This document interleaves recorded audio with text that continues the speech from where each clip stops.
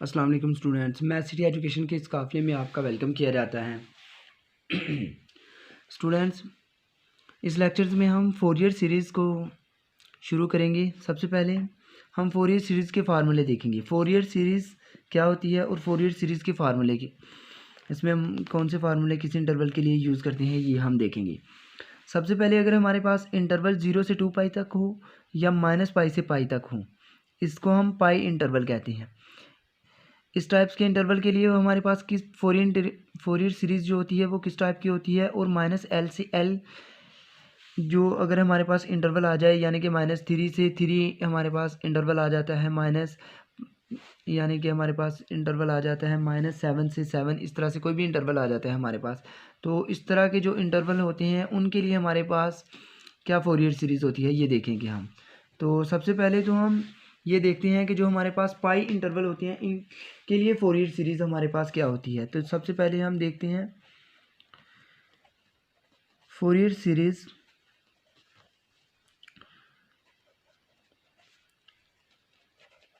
Formula इन, पहले ये देख लेते हैं हम पाई इंटरवल के लिए। Pi interval Fourier series formula in pi interval. Pi interval के लिए हमारे पास फोरियर सीरीज़ का क्या फार्मूला होता है। इसका फार्मूला हमारे पास होता है f(x) इक्वल है a0/2 plus summation n equal to 1 से इन्फिनिटी।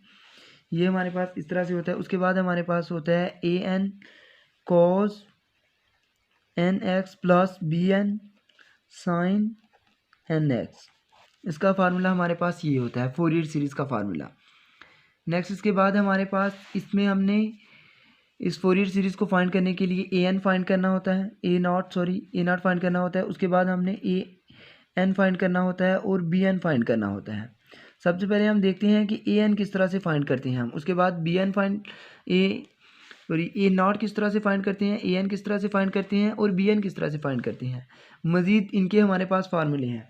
अब ये हम पाई इंटरवल के लिए पढ़ रहे हैं, यानी कि जब हमारे पास इंटरवल इस टाइप के हों तो पाई इंटरवल के लिए इनको हम 1/पाई पे डिवाइड करेंगे।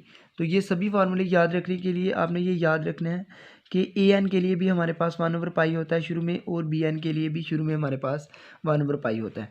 नेक्स्ट इसके बाद हमारे पास इंटेग्रल होता है। इसके बाद हमारे पास फंक्शन होता है f(x), इधर भी हमारे पास फंक्शन होता है f(x) और नेक्स्ट भी हमारे पास फंक्शन होता है f(x). तो इनको हम इस तरह से लिखते हैं।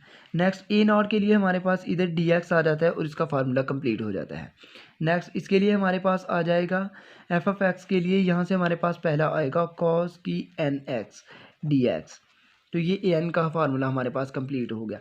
नेक्स्ट उसके बाद bn के लिए हमारे पास इसका सेकंड वाला आएगा sin की nx dx।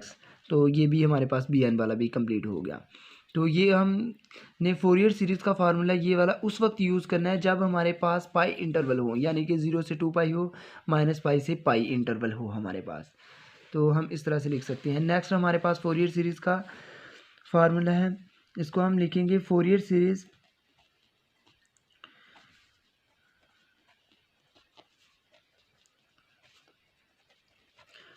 Series formula in L interval. तो इसमें हमने एल इंटरवल के लिए लिया है। एल इंटरवल यानी कि हमारे पास जब इस टाइप का इंटरवल हो, -L से L हमारे पास इंटरवल हो, तो फिर हमारे पास फार्मूला फोरियर सीरीज़ का फार्मूला किस तरह से होगा तो ये देखते हैं। इसका फार्मूला फिर हमारे पास होगा f(x) इक्वल है a0/2, बिल्कुल उसी तरह से सुमेशन n इजिकल टू 1 से इन्फिनिटी, सेम उसी तरह से an आएगा। फिर इसके बाद हम क्या करेंगे, cos की n पाई x/L, इसमें हमारे पास इस तरह से आ जाएगा। तो पाई वाले में हमारे पास ओवर में कुछ नहीं आता था और ऊपर पाई भी नहीं आता था, लेकिन इसमें हमारे पास n पाई आएगा x/L, ये आपने याद रखना है। प्लस उसके बाद हम bn लेते हैं और फिर इधर साइन n पाई x/L लेते हैं। तो इसमें इस तरह से आ जाता है। नेक्स्ट इस फोरियर सीरीज़ के फार्मूले में भी हम फोरियर सीरीज़ को फाइंड करने के लिए a0 फाइंड करते हैं और उसके बाद हम an फाइंड करते हैं और फिर bn फाइंड करते हैं। तो इन चीज़ों की हमें ज़रूरत होती है। तो हम देखेंगे कि a0 का फार्मूला क्या होता है, an का फार्मूला क्या होता है और bn का फार्मूला क्या होता है। तो चलिए पहले देखते हैं कि an का फार्मूला इसमें क्या होता है। तो इसमें भी सबसे पहले हमारे पास 1/L आ जाता है, फिर ए एन के फार्मूले के लिए भी 1/L आ जाता है और बी एन के फार्मूले के लिए भी 1/L आ जाता है। नेक्स्ट उसके बाद इंटेग्रल सेम, उसके बाद एफ ऑफ एक्स, फिर हमारे पास इसमें भी एफ ऑफ एक्स होता है और इसमें भी एफ ऑफ एक्स आ जाता है। तो इसके बाद डी एक्स लगाएंगे तो ये फार्मूला कंप्लीट हो जाएगा ए नॉट के लिए। उसके बाद ए एन के लिए हमारे पास इसका क्या फार्मूला, ए एन के लिए हमारे पास फार्मूला होता है इसका cos n pi x over l d x. अब बी एन के लिए इसका क्या फार्मूला होता है, बी एन के लिए इसको देखेंगे हम साइन एन, सॉरी इधर मैंने पाई लिख दिया, आगे एन लिख दें, एक्स ओवर एल। तो इसके लिए भी ये वाला लिख देंगे तो इसका फार्मूला कंप्लीट हो जाएगा डी एक्स। तो ये हमारे पास दो फोरियर सीरीज़ के फार्मूले थे। फार्मूला नंबर 1 हमने लिखा है पाई इंटरवल के लिए। पाई इंटरवल के लिए हमारे पास क्या फार्मूला होता है, a naught over 2 plus summation a n cos की n x plus b n sine की एन एक्स। तो इसमें हमें एन नॉट की ज़रूरत थी और उसके बाद ए एन की ज़रूरत थी और बी एन की ज़रूरत होती है इसमें। तो ए एन का फार्मूला हमारे पास इस तरह से होता है 1/2 pi f f x d f x. उसके बाद ए एन को हम इस तरह से फाइंड करते हैं, बी एन को इस फार्मूले की मदद से फाइंड कर सकते हैं। नेक्स्ट हमारे पास था फोरियर सीरीज़ का फार्मूला, जब हमारे पास एल इंटरवल हो, एल इंटरवल मीन्स कि -L से एल इंटरवल हो, यानी कि -3 से 3 इंटरवल हो, या इसी तरह से कुछ और भी हो सकता है। तो उसके लिए फोरियर सीरीज़ का हमारे पास इस फार्मूला इस तरह से होगा, a naught over 2 plus summations a n cos की n pi x over l plus b n sine की n pi x over l. तो उसका फार्मूला इस तरह से होता है। इसमें हमें ज़रूरत है ए नॉट की, उसके बाद ए एन की और बी एन की ज़रूरत है हमें। तो ए नॉट के लिए हम ये फार्मूला यूज़ करेंगे, ए एन के लिए ये और बी एन के लिए इस तरह से फार्मूला यूज़ करेंगे। तो इन फार्मूलाज की मदद से हम किसी भी फोरियर सीरीज़ को फाइंड कर सकते हैं। नेक्स्ट इसके बाद हमारे पास है कुछ जनरल टर्म्स जो कि फोरियर सीरीज़ के फार्मूला में यूज़ होती हैं, हम इनको देखते हैं। वो जनरल टर्म्स क्या हैं, तो फोरियर सीरीज़ के फार्मूला में यूज़ होने वाली जनरल टर्म्स इनको हम देखते हैं। तो इनमें हमारे पास सबसे पहले जो जनरल टर्म्स है वो इस तरह से है, साइन 0 हो या साइन हमारे पास एन पाई हो, तो इनको हम डायरेक्ट 0 लिख सकते हैं। टर्म नंबर 1 इसको आपने याद रखना है, साइन 0 हो, साइन एन पाई हो, तो इसको हम 0 लिख सकते हैं। नेक्स्ट हमारे पास 2 है, कॉस 0 आ जाए हमारे पास, या कॉस हमारे पास 2n पाई हो जाए, तो इसको हम लिख सकते हैं -1 की पावर 2n। तो इनको हम इस तरह से लिख सकते हैं नेक्स्ट, जो कि हमारे पास 1 आंसर आ जाता है। तो ये आपने याद रखना है। नेक्स्ट हमारे पास टर्म नंबर 3 है जो कि फोरियर सीरीज़ के फार्मूले में यूज़ होती है, कॉस की एन पाई। अगर कॉस की एन पाई आ जाए तो इसके लिए हम लिख सकते हैं -1 की पावर n। तो ये टर्म बहुत ज़्यादा यूज़ होती है, आपने याद रखना है, कॉस की एन पाई इक्वल है -1 की पावर n। तो उसके बाद टर्म नंबर 4, इसमें टर्म नंबर 4 इस तरह से है, कॉस की 1 प्लस माइनस n 2 पाई, इस तरह से हो तो इसको हम 1 के इक्वल लिख सकते हैं। उसके बाद नेक्स्ट 5 है, कॉस की 1 प्लस माइनस 2n पाई, अगर इस तरह से हो तो इसको हम लिख सकते हैं -1।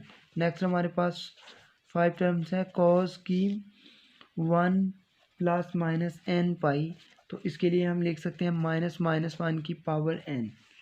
तो ये कुछ टर्म्स थी जिनको हम फोरियर सीरीज़ के फार्मूलाज में से यूज़ करते हैं। साइन 0 हो जाए तो उसके लिए 0, कॉस हमारे पास 0 हो जाए तो उसके लिए 1, कॉस 2 पाई हो जाए, 2n पाई हो जाए, यानी कि 2n पाई, तो उसके लिए 1 डायरेक्ट 1 लिख सकते हैं हम।